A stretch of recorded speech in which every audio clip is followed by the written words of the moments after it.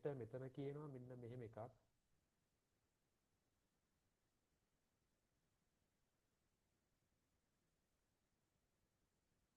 එක සමානයි 3ට.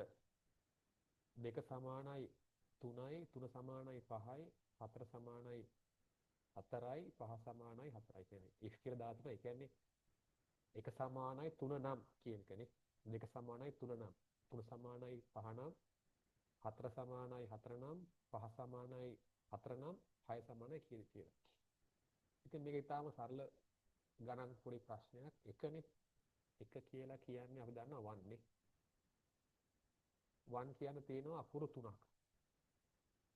2 කියන්නේ අකුරු 3යි. 3 කියන්නේ අකුරු 5යි.